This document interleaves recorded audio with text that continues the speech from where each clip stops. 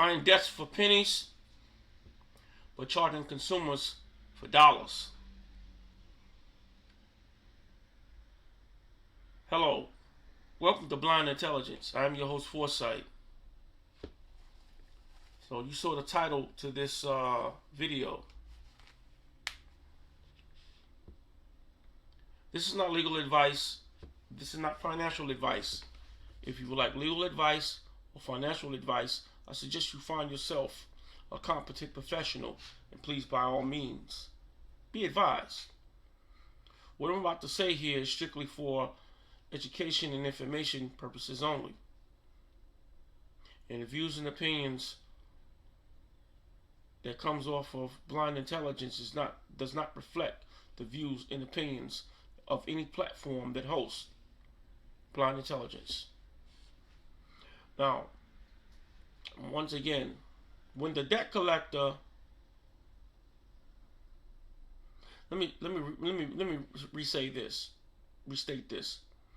When the credit card company, it doesn't matter if it's Capital One, Premier, American Express, Credit One, it doesn't make a difference. When they charge off an account, they take it from one side of your ledger to pay status to non-pay status. To where, because what they're saying is, this consumer is not going to pay us. So let's put it over here in the non-pay status, right? So then the debt collector, Millen Funding, Portfolio Recovery, and other debt collectors, they go in, I don't know if they're called or whatever, I don't know. They go in randomly, I don't know what that process is. But they go in and they buy it, this whole spreadsheet. It might be like something like an Excel spreadsheet, I don't know. Whatever it is, but it's a whole bunch of them. And they all be with different numbers that different consumers owe that particular creditor. Now, mind you, now they're doing it for Capital One, they're doing it for Credit One, they're doing it for American Express, they're doing it for anybody, all them credit card companies, just about. And they're going in and picking these up, and they might spend $100. But it might be, let's just say, for example, just for example, they might get this whole entire sheet, and it might say $10,000. Now, mind you, they didn't got it for $100. Right? Let's do some math real quick. If they got it for $10,000 and came at you for $100, if their court fees was $200, and let's say each one of those accounts was $1,000 a piece, right? They spent it for, like I said, they spent $200 in court fees. Now they already are down $100. Stay with me now. $100, they're already down. Now you got, let's say they go to court, like 8 of them. So that's like, what is that? $1,000, like $8,000. No, excuse me. No, not 1,000. Excuse me, I'm messing up. They're paying, let's say they're paying $200 in court fees. Let's just say they're paying $200 in court fees. Well, that's on each account. So you got 8, so that's $1,600, right? That's $1,600.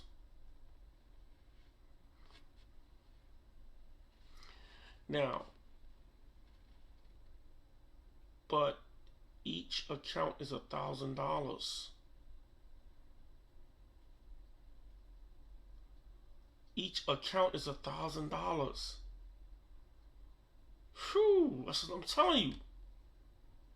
If they pay $1,600, right? Let's see.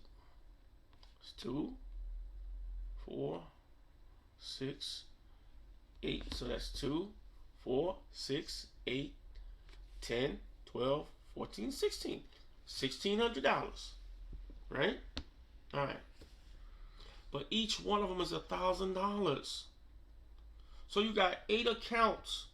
That's $1,000 a piece. It's $8,000. $1,600 is a drop in the bucket. Plus the $100, so that's $1,700 altogether that they spent, that they've invested. So you got 1,700 minus 1,700 and 8,000 minus 1,700. That's a drop in the bucket. That's a drop in the bucket. We could just round that 1,700 to 2,000. Just say $2,000. $8,000. That's a $6,000 come up.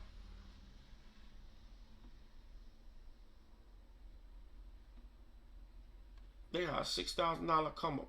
Mine's the two that they couldn't collect on. They got the $2,000 because it's $10,000 portfolio. But then you got the $2,000 they couldn't collect on. But that's a $6,000 come up. Off of that little small $2,000 investment. All right. That's what I'm talking about these debt collectors. This is how they make their money. These are investments.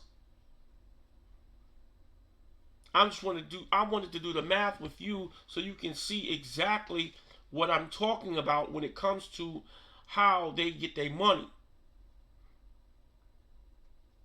This is not chess. This is not checkers. This is chess. They ain't playing no. They're not playing no games. And you gotta counter. You gotta play the game. But they playing the game, but it's not the game that you playing. That you think they playing. You playing checkers. They playing chess. You need to get in the game. Because they're not playing the game that you're playing. These debt collectors don't care about anything but getting their money, getting that come up. And they don't have no rights. Under the Fair Debt Collection Practices, there's not one law that protects them. Not one law. They just creep right on in, make the investment, and coming at you for the money.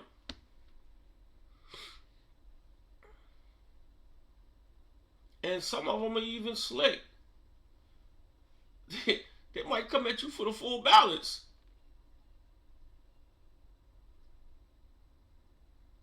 You got some folks out there that just don't know. Don't look at no paperwork. Don't look at no nothing. They just pay what they're gonna pay and get on down. Because somebody said that they owe them. You owe $2,000. I paid. It's $2,000. How many of you done that? Did you do that? Have you ever did that before? Have you ever just paid a bill that you looked at it, you saw they said you owed it, and you just went on and paid it because you had the bread to do it?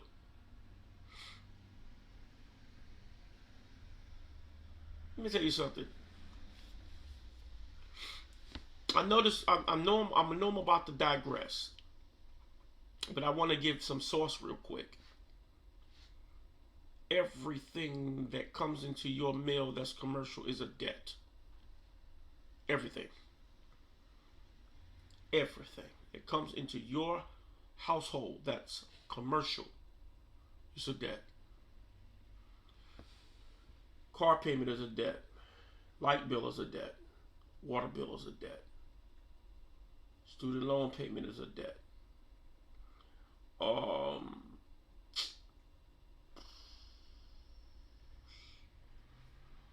anything, everything. House payment is a debt. Uh, apartment, apartment rental, that's a debt. Anything commercial that comes in with a number on it, with an amount, that's a debt. So just keep that in mind. That all of them are debt collectors. And if they're all are debt collectors, they all fall up under the Fair Debt Collection Practices Act. I just wanted to drop that one on you today because that's something that nobody take cognizance of. You got to be cognizant and understand that they're all debts. Whether large or small, got a number on it, it's a debt. So, but I digress. I want to go back to them buying it for pennies and charging you for dollars, rand. Because that's what they're doing. That's what they're doing. And the thing about it is that you let them because you don't know what to do. Now, let me say this. Let me say this before I go any further. This should never, ever get to court. Never get to court. If it gets to court, it's your fault. It's your fault. And you sit there like this, well, how? How, Foresight? How is it my fault, Foresight? How's it my fault that this didn't get to court? And I mean, because I don't really know what to do. You don't know what to do. Let me tell you, this is what you need to know. What you need to know is this is what you need to do. You have to stay in correspondence with them through the mail. If they call you on the phone or send you an email is fine. But if they call you on the phone, you're in their backyard. You're in their backyard because, number one, there's no paper trail. With an email, there's a paper trail. But if they call you on the phone, there's no paper trail. You're in their backyard because the call's recorded. And you go admitting to stuff and giving them stories, they don't care nothing about that. Hey, just pay us $50 today and let's get this account cleared up. Or they give you some rush tactic. Or something. Hey, you need to pay this today so we can get this thing cleared up.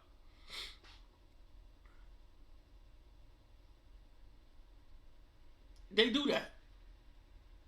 The phone. Nah, as soon as they call you on the telephone, tell them, please, cease and desist, and please correspond with me through the mail. If you want to correspond with me through the email, here's my email address. If you get, send them an email address that's for them. Don't send them your regular email address. Send them. It doesn't make a difference. I mean, I'm just being, I'm just being, for me, I'm being cautious. But I'll send them. Me personally, I would have a created email just for that particular situation.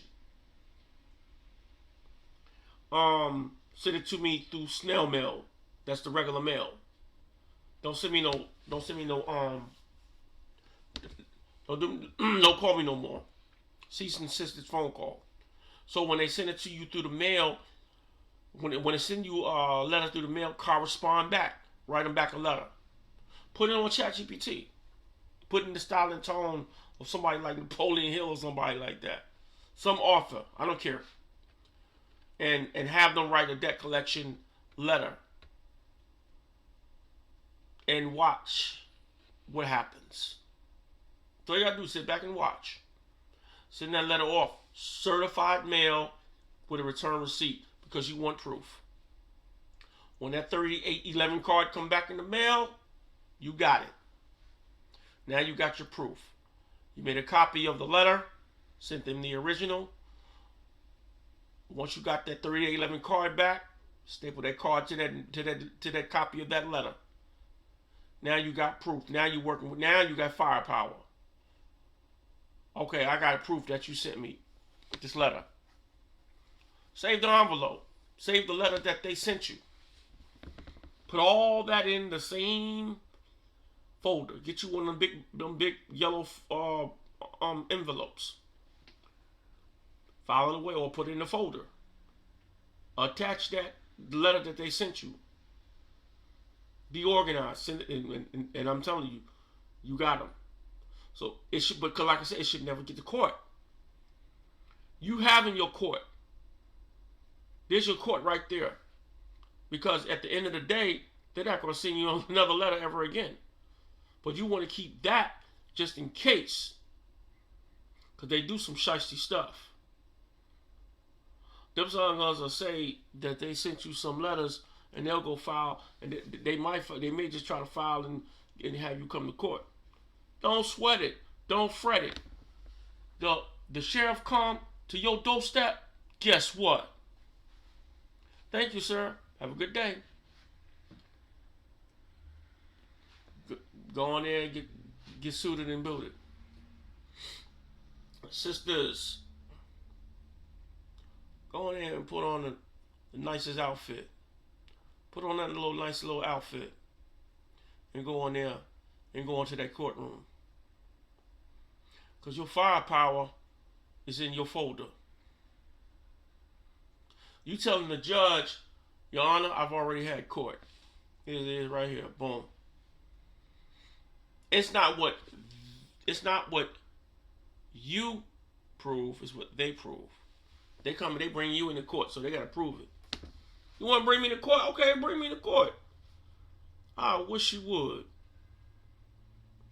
I got a 3811 card saying that you got a letter that I sent you and you never corresponded back. Judge gonna go, bow, and hit the gavel on him. It's over with. What you want me to do? Them judges know about them dead junk buyers. And they know their tactics. Judge gonna hit the gavel on them. Because they can't play, because they can't prove. They can't prove anything. The judge gonna ask them why you didn't respond back to this lady's or to this gentleman's letter when they sent you this letter corresponding back to you. Why you correspond back to them? It was corresponding to you when the letter that you sent them first. I don't know anything about that letter. It is right here. Bells, give me a letter. Let them read that. I don't know anything about that. Well, here's 3011 card. You guys got it. Proof. It's over with. It ain't a damn thing they gonna say. But they do try to be slick. See, but here's the deal. Before you even get to that level, let's stop right there. Stop right there. Before it even gets to that level, they improperly serve.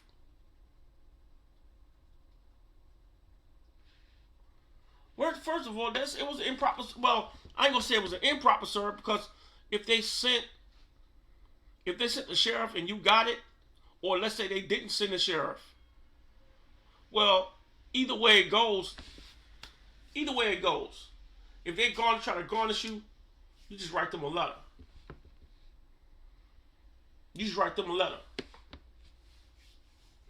Because you was improperly served. Now, but like I said, but back to what I was saying, if it does get to court and the sheriff do come and put the summons in your hand, yeah, that's what you go through. And they definitely gonna lose. They is definitely gonna lose. I was just thinking in terms of if they improperly serve you. That's why I was saying let's stop for a minute. Because if they improperly serve you, you don't need to have your tail in court. All you need to do is write a letter. And in some states, all you have to do is answer the summons, send a letter, answer, an answer.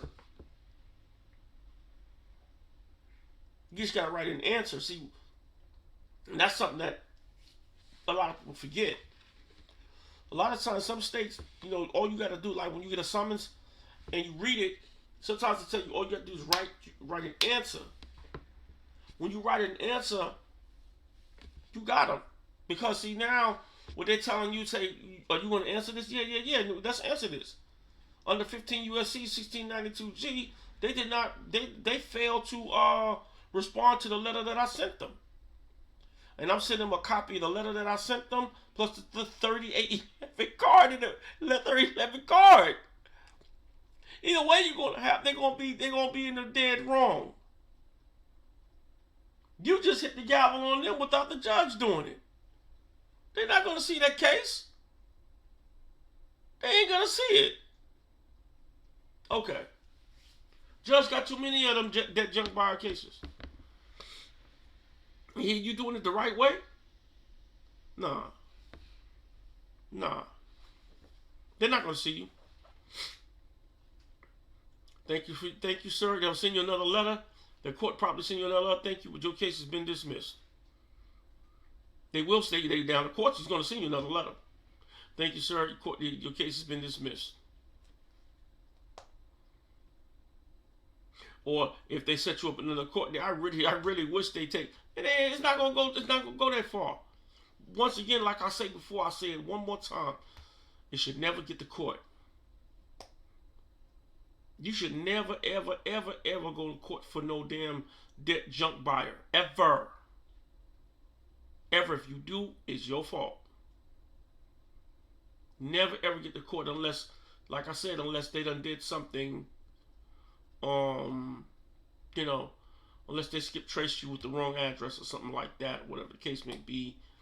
But more than not, that's going to be wage garnishment, and you're going to be able to get out of that because it's an improper serve. I stayed at 1234 Main Street. I used to live at 456 Main Street. So you sent the summons didn't come. Now I get a wage garnishment for 456 Main Street. Nah, that's an improper serve. So now the judge definitely going to throw it out. So let's be clear. You should never get to court, ever. But see that right there about you being skip traced and it's going to different addresses. That goes into a whole nother story about you cleaning up your consumer reports. Your consumer report and your insurance reports.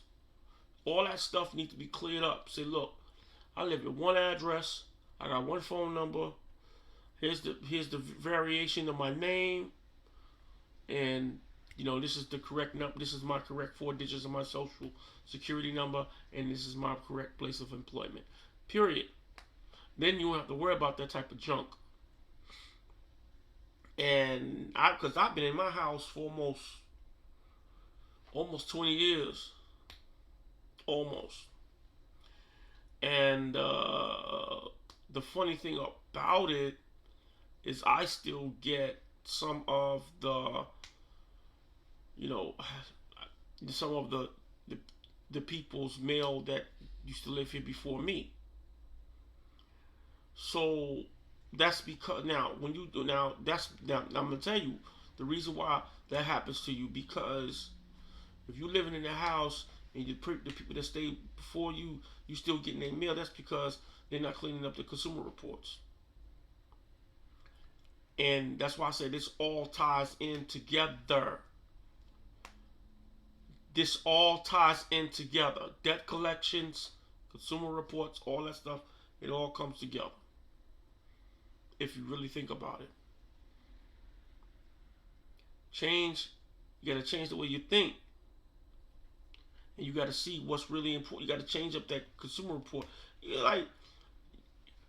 If you don't care to clean up your consumer report, no wonder why you in debt. If you don't clean up your consumer report, no wonder why you're in debt. No wonder why you're constantly taking out loans and all that kind of jazz. Because your credit jacked up and nobody want to do no business with you. And you think it's a blessing when you get a $2,000 check in the mail, live check. You think it's a blessing, and not knowing what the interest rates are. You're out your mind. You won't change your thinking. You got to change your thinking on this. And you wonder, oh, that's not going to happen to me. Of course it can. Of course it can.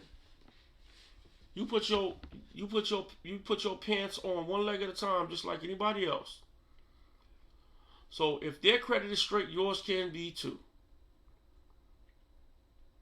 Yours can be too. You can get anything you want, but you got to be responsible.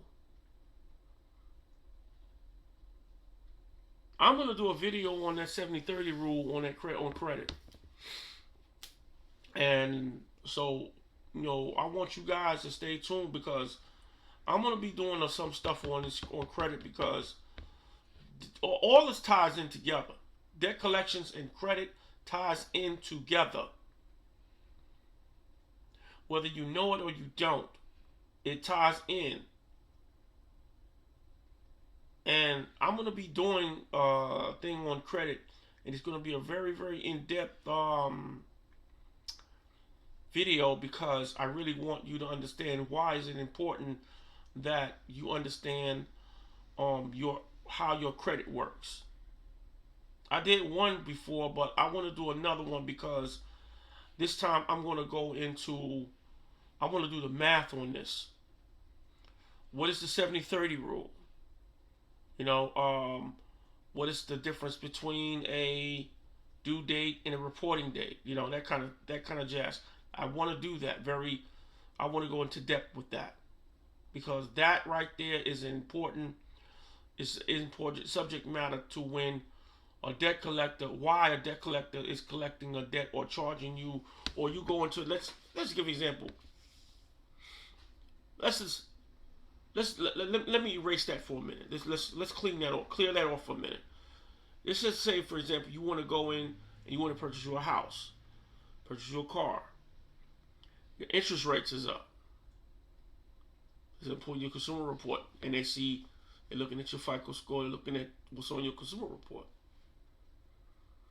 What your consumer report is what creates the algorithm for your FICO score. So you got to change what's on the report. I don't care about the FICO score. Me personally. Maybe you do. That's fine. Totally fine. You do what you want to do. I'm not persuading you not to. But what I'm saying is, I don't care about the FICO score, because I know why.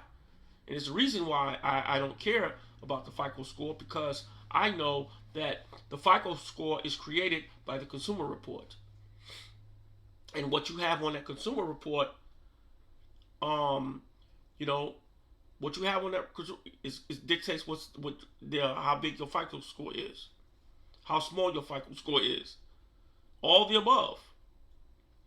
So we're going to be getting in depth with that, and I want to really touch hard on that, because now when these debt collectors come at you, right, skip tracing you and all this kind of stuff, you ain't got to worry about that.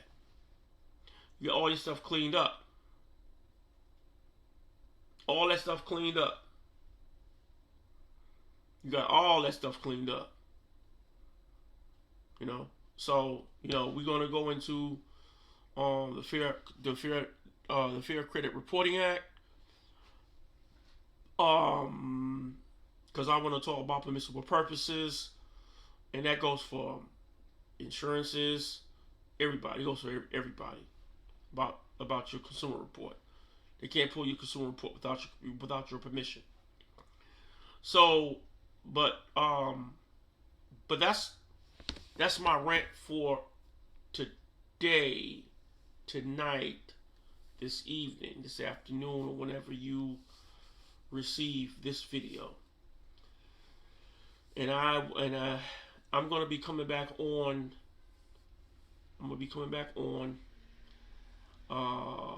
Probably tomorrow, and I want everyone that reviews this video to share it out, subscribe, and give a brother a like or something, whatever the case may be.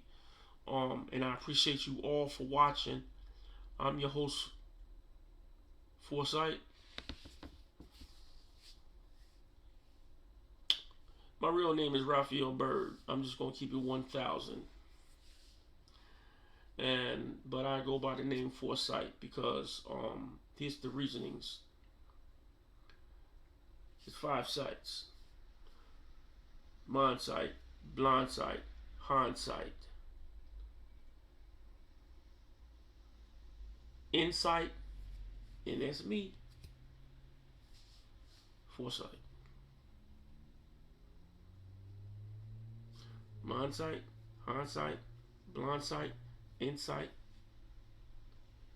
and foresight. That's why I use foresight. I want to thank you for watching once again, and stay encouraged.